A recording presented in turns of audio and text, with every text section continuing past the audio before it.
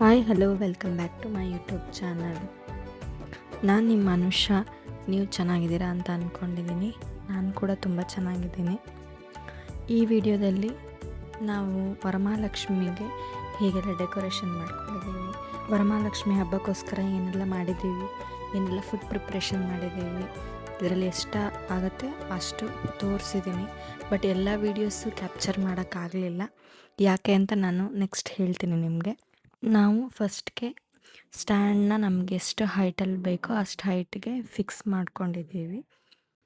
Next ಈ ಥರ white ಶೀಟ್ನ ನಮಗೆ ಎಷ್ಟು ಬೇಕು ಅಷ್ಟು ಹೈಟಲ್ಲಿ ಫಿಕ್ಸ್ ಮಾಡಿಬಿಟ್ಟು ನೆಕ್ಸ್ಟ್ ಅದನ್ನ ಕಟ್ ಮಾಡ್ಕೊಂಡಿದ್ದೀವಿ.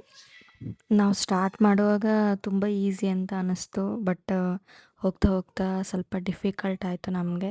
ಯಾಕಂದರೆ ಯಾವ ಮೆಥಡಲ್ಲಿ ಮಾಡಬೇಕು ಅನ್ನೋದು ನಮ್ಗೆ ಅಷ್ಟಾಗಿ ಗೊತ್ತಿರಲಿಲ್ಲ. ಬಟ್ ಒನ್ ಟೈಮ್ ಮಾಡಿದರೆ ಯಾವ ಥರ ಮಾಡ್ಬೋದು ನೆಕ್ಸ್ಟ್ ಟೈಮ್ಗೆ ಅಂತ ಚೆನ್ನಾಗಿ ಗೊತ್ತಾಗುತ್ತೆ. ಈ ಥರ ಒಂದು ಸ್ಟ್ಯಾಂಡ್ ತೊಗೊಂಡ್ರೆ ನಾವು ಎಲ್ಲ ಫಂಕ್ಷನ್ಗಳಲ್ಲೂ ಯೂಸ್ ಮಾಡ್ಬೋದು. ಮತ್ತು ಈ ವೈಟ್ ಶೀಟ್ ಕೂಡ ಎಲ್ಲ ಟೈಮಲ್ಲೂ ಯೂಸ್ ಮಾಡ್ಬೋದು, ರೀಯೂಸಬಲ್ ಇದು.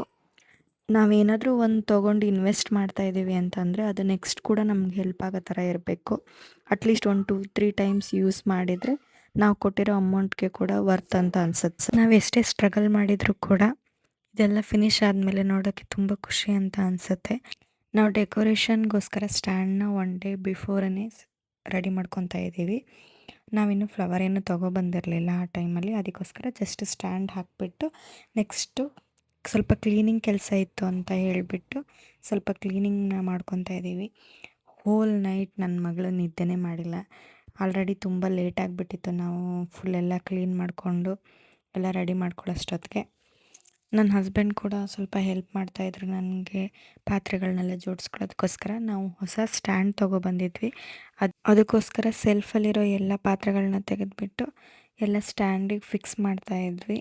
ಸ್ವಲ್ಪ ನೀಟಾಗಿ ಕಾಣಿಸುತ್ತೆ ಹಬ್ಬದ ದಿನ ಅಂತ ಹೇಳಿ. ಹಬ್ಬದ ತಯಾರಿಯಲ್ಲಿ ನನಗೆ ತುಂಬ ಇಷ್ಟ ಆಗೋದು ಈ ಚಿಕ್ಕ ಚಿಕ್ಕ ಕೆಲಸಗಳೇ.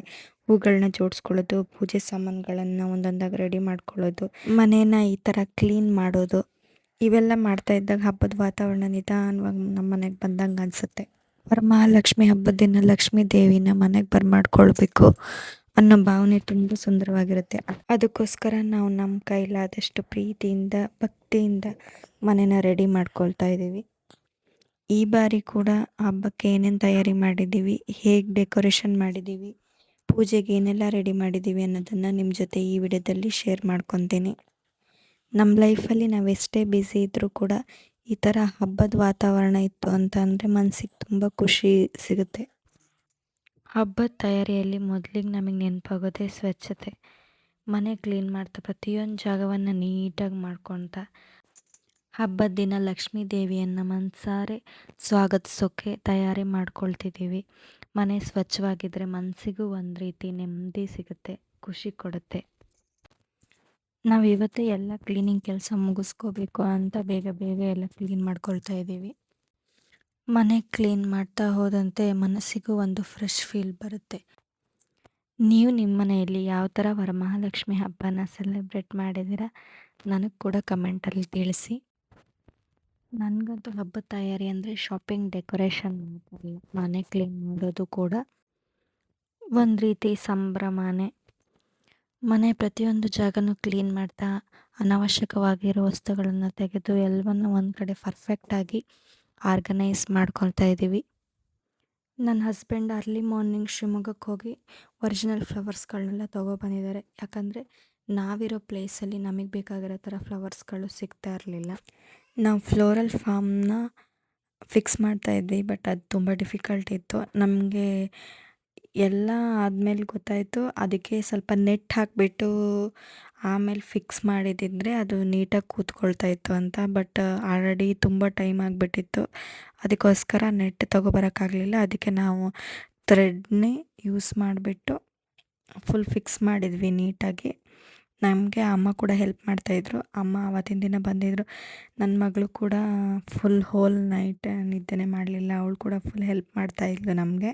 ಫ್ಲೋರಲ್ ಫಾರ್ಮ್ ಫಿಕ್ಸ್ ಮಾಡೋದಕ್ಕೆ ನಿಜವಾಗ್ಲೂ ತುಂಬ ಡಿಫಿಕಲ್ಟ್ ಆಯಿತು. ಯಾಕಂದರೆ ನಾವು ಫಸ್ಟ್ ಟೈಮ್ ಒರಿಜಿನಲ್ ಫ್ಲವರ್ಸ್ದು ಈ ಥರ ಡೆಕೋರೇಷನ್ ಮಾಡ್ತಾ ಇರೋದು. ಯಾರೆಲ್ಲ ಫ್ಲೋರಲ್ ಫಾರ್ಮ್ ಯೂಸ್ ಮಾಡಿ ಡೆಕೋರೇಷನ್ ಮಾಡಬೇಕು ಅಂತ ಅಂದ್ಕೊಂಡಿರ್ತೀರ ಅವರು ನೆಟ್ನ ಯೂಸ್ ಮಾಡಿ, ನೆಟ್ ಹಾಕೋದ್ರಿಂದ ಆ ಕಡೆ ಈ ಕಡೆ ಅದು ಮೂವ್ ಆಗಲ್ಲ, ಚೆನ್ನಾಗಿ ಫಿಕ್ಸ್ ಆಗುತ್ತೆ. ಈ ಥರ ಫ್ಲವರ್ ಡೆಕೋರೇಷನ್ ಮಾಡಬೇಕು ಅಂತಂದರೆ ಫ್ಲೋರಲ್ ಫಾರ್ಮ್ನ ಒನ್ ಡೇ ಬಿಫೋರ್ ನೀರಲ್ಲಿ ಚೆನ್ನಾಗಿ ನೆನೆಸಿಟ್ಕೊಂಡಿದ್ರೆ ಈ ಥರ ಫಿಕ್ಸ್ ಮಾಡೋದಕ್ಕೆ ಚೆನ್ನಾಗಿರುತ್ತೆ. ಮತ್ತು ಹೂಗಳು ಕೂಡ ಫುಲ್ ಫ್ರೆಶ್ ಆಗಿರುತ್ತೆ 2-3 ಡೇಸ್. ಫ್ಲೋರಲ್ ಫಾರ್ಮ್ ನೀರಿಂದ ಎತ್ತಿದ ಮೇಲೆ ಒಂದು 5-10 ಮಿನಿಟ್ಸ್ ನೀರು ಹೋಗೋ ಥರ ಇಟ್ಕೊಂಡಿದ್ರೆ ಹಾಗೆ ಬೇಕಂದರೆ ಕೂರಿಸ್ಕೋಬೋದು. ಅದಕ್ಕೆ ನೆಟ್ ಅವಶ್ಯಕತೆ ಕೂಡ ಇರಲ್ಲ. ನಾವು ಸ್ವಲ್ಪ ಒಂದು 5 ಮಿನಿಟ್ಸ್ ಎತ್ತಿಟ್ಬಿಟ್ಟು ಜೋಡಿಸ್ತಾ ಇರೋದು. ಅದಕ್ಕೋಸ್ಕರ ನಮಗೆ ನೀಟಾಗಿ ಕೂತ್ಕೊಳ್ಳೋಕೆ ಸ್ಟಾರ್ಟ್ ಆಯಿತು. ಆಮೇಲೆ ಆ್ಯಕ್ಚುಲಿ ಒಂದೇ ಕಲರ್ ಫ್ಲವರ್ ಡೆಕೋರೇಷನ್ ಮಾಡಬೇಕು ಅಂತ ಆಸೆ ಇತ್ತು, ಬಟ್ ಒಂದೇ ಕಲರೇ ಸಿಗಲಿಲ್ಲ ನಮಗೆ. ಅದಕ್ಕೋಸ್ಕರ ಕಲರಲ್ಲಿ ಡೆಕೋರೇಷನ್ನ ಮಾಡ್ತಾಯಿದ್ದೀವಿ. ನಮಗೆ ಡೆಕೋರೇಷನ್ಗೆ ಐಟಮ್ ಫ್ಲವರ್ ಎಲ್ಲ ಸೇರಿ ಲೆಸ್ ದೆನ್ 2000 ಆಯಿತು. ಬಟ್ ಅಮ್ಮ ಒನ್ ಡೇ ಮುಂಚೆ ಬಂದಿರೋದಕ್ಕೆ ನನಗೆ ತುಂಬ ಹೆಲ್ಪ್ ಆಯಿತು ಎಲ್ಲದರಲ್ಲೂ. ಇಲ್ಲ ಅಂತಂದರೆ ಸ್ವಲ್ಪ ಡಿಫಿಕಲ್ಟ್ ಆಗಿರೋದು. ಒಬ್ಬರು ಮಾಡೋದಕ್ಕೆ ತುಂಬ ಕಷ್ಟ. ಬಟ್ 3-4 ಮೆಂಬರ್ಸ್ ಇದ್ದರೆ ಆರಾಮ್ಸೆ ಡೆಕೋರೇಷನ್ನ ನಮ್ಗೆ ಹೆಂಗೆ ಬೇಕೋ ಹಾಗೆ ಮಾಡ್ಕೋಬೋದು. ವರಮಹಾಲಕ್ಷ್ಮಿ ಹಬ್ಬದ ವೀಡಿಯೋಸು ಕ್ಲಿಪ್ಗಳನ್ನ ಜಾಸ್ತಿ ತೊಗೊಳಕ್ಕೆ ಆಗಲಿಲ್ಲ, ಯಾಕಂದರೆ ತುಂಬ ಐಟಮ್ಸ್ಗಳನ್ನೆಲ್ಲ ಮಾಡೋದಿತ್ತು. ನೋಡಿದರೆ ಫೋನಲ್ಲಿ ಕೂಡ ಸ್ಟೋರೇಜ್ ಫುಲ್ ಆಗಿತ್ತು. ಅದನ್ನ ಡಿಲೀಟ್ ಮಾಡಿಕೊಂಡು ಯಾವ್ದು ಬೇಕು ಯಾವ್ದು ಬೇಡ ಅಂತ ನೋಡೋದಕ್ಕೆ ಟೈಮೇ ಸಿಗಲಿಲ್ಲ. ಈ ಹಬ್ಬದಲ್ಲಿ ಟೈಮ್ ಹೋಗ್ತಾ ಇರೋದೇ ಗೊತ್ತಾಗ್ತಾ ಇರಲಿಲ್ಲ. ಆಲ್ರೆಡಿ 3 ಆದರೂ ಕೂಡ ನಮ್ಮ ವರ್ಕ್ ಕೂಡ ಫಿನಿಶ್ ಆಗ್ತಾನೇ ಇರಲಿಲ್ಲ ಡೆಕೋರೇಟ್ ಮಾಡ್ತಾ ಇರೋದು. ವರಮಹಾಲಕ್ಷ್ಮಿ ಕೂರಿಸೋ ಜಾಗದಲ್ಲಿ ನನಗೆ ಆರ್ಟಿಫಿಷಿಯಲ್ ಫ್ಲವರ್ನ ಇಡೋದಕ್ಕೆ ಇಷ್ಟ ಇರಲಿಲ್ಲ. ಅದಕ್ಕೋಸ್ಕರ ನಾನು ಒರಿಜಿನಲ್ ಫ್ಲವರ್ಸ್ನೇ ತರಿಸಿರೋದು. ಬಟ್ ನಮಗೆ ಪ್ರಾಪರಾಗಿ ಫ್ಲವರ್ ಸಿಗಲಿಲ್ಲ, ಅದೊಂದು ಬೇಜಾರಾಯಿತು. ಸ್ವಲ್ಪವಾಗಿ ಹೂಗಳನ್ನ ಜೋಡಿಸ್ತಾ ಇದ್ದೀನಿ. ಕೊನೆಗೆ ಹೇಗೆ ಕಾಣಿಸುತ್ತೆ ಅಂತ ತುಂಬ ಎಕ್ಸೈಟ್ಮೆಂಟ್ ಇದೆ.